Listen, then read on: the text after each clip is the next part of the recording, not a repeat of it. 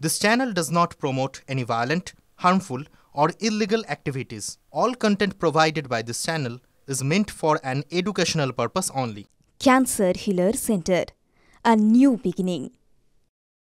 নেতাজি ইন্ডোরের মেগা বৈঠক তো শেষ হলো, কিন্তু সেই বৈঠক শেষ হতে না হতেই নিজের বিধানসভা কেন্দ্রের ৮ জন তৃণমূল কাউন্সিলরকে নিয়ে বিশেষ বৈঠক করলেন মুখ্যমন্ত্রী মমতা বন্দ্যোপাধ্যায়। বৈঠকে ছিলেন ফিরহাদ হাকিম।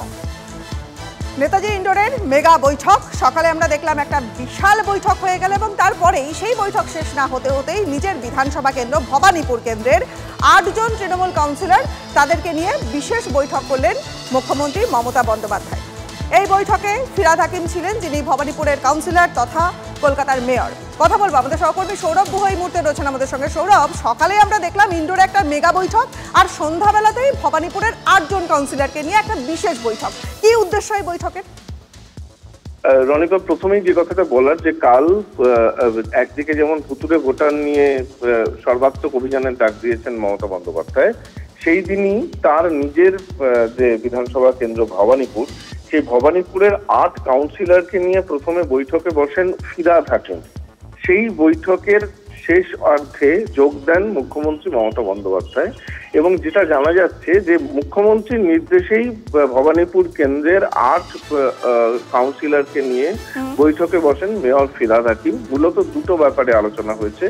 এক হচ্ছে ভোটার লিস্টের ভুতুড়ে ভোটার, ২ হচ্ছে উন্নয়নমূলক বিভিন্ন কাজের খতিয়ান, কোন কাজটা কতদূর বাকি, কতটা করা উচিত, এই নিয়ে কিন্তু একটা আলোচনা হয়েছে। নিঃসন্দেহে খুব তাৎপর্যপূর্ণ। বেশ, অনেক ধন্যবাদ সৌরভ।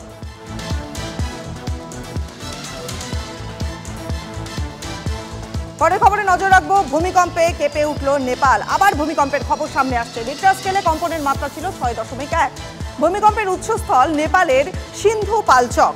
রাত ২:৩০ নাগাদ কম্পন অনুভূত হয়। শিলিগুড়ি, পাটনাতেও কম্পন অনুভূত হয়েছে।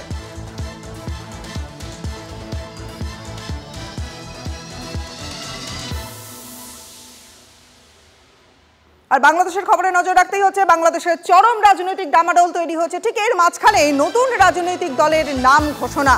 আজ জাতীয় নাগরিক কমিটি এবং বৈষম্য বিরোধী ছাত্র আন্দোলনের উদ্যোগে আত্মপ্রকাশ করতে চলেছে নতুন দল জাতীয় নাগরিক পার্টি। তরুণদের এই রাজনৈতিক দলের আহ্বায়ক করা হয়েছে নাহিদ ইসলামকে।